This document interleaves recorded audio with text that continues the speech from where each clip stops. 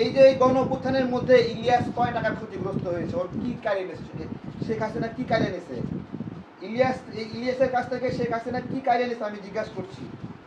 হ্যাঁ, এই যে দেখেন, এই যে প্রায় কোটি খানিক টাকার সম্পদের ব্যবসা পুরা বুলডোজার দিয়ে শেখ হাসিনা ঘুরাই দিছে। বলেন ইলিয়াসের এই ক্ষতি হয়েছে? দেখেন এই যে দেখেন, বুলডোজার দিয়ে ঘুরাই দিছে একবারে। আরে ভাই, একটা ব্যবসা করতে পারি নাই, কর্ম করতে পারি নাই, দোকান ভেঙে দিছে। পলাশির মোড়ে SM হলের ছেলে পেলে গিয়ে আমার দোকান ফ্রিজ ট্রিজ সব ভেঙে তছনছ করে দিয়েছে।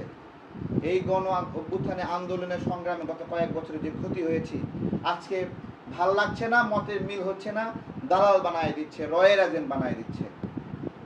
এখনো রাষ্ট্র আমাদেরকে ক্ষতিপূরণ দিল না, এখনো সুস্থ হইনি। মাঝে মাঝে রাগান্বিত হই, মাথায় সমস্যা, তো অসুস্থতা আমি এখনো। আমাদের কষ্টগুলোর কারণে ফ্রাস্ট্রেশন কাজ করে।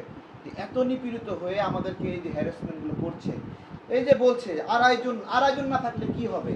গত কয়েকদিন আগে বিমান ভাড়া নিয়ে কত টাকা বিমান ভাড়া বাড়াইছে, 30,000 টাকা বিমান ভাড়া 1,90,000 টাকা বানাই ফেলছে। কাউকে ডাকি প্রোগ্রামে আসে না, না আসে তো কি হয়েছে, মাত্র 4-5 জন নিয়ে প্রেস ক্লাবে মানে অনশন কর্মসূচি করছি যে বিমান ভাড়া না কমাইলে আমরা উঠবো না। ভাই, আমার সংখ্যা 2.5 জন, তো তুমি ইলিয়াসের কি মিয়া? হ্যাঁ, পুলিশে একটু ভয় দেখাচ্ছে, দেশ ছেড়ে পালায় চলে গেছো না? আমরা তোমার পার্থক্য দেখো, তুমি কি আমি কি বিচার করো, বিশ্লেষণ করো। আরে তোমার গায়ে একটা টোকা লাগছে, কারো কেউ তোমাকে হামলা করছে, আঘাত করছে? হ্যাঁ, ইলিয়াস ভাইয়ের সাথে কার ঝামেলা লাগে নাই? ইলিয়াসের সাথে জ্যাকব নিউটনের ঝামেলা লাগছে, এম রহমান মাসুম ঝামেলা লাগছে, টিটো রহমানের ঝামেলা লাগছে, কার ঝামেলা লাগে নাই?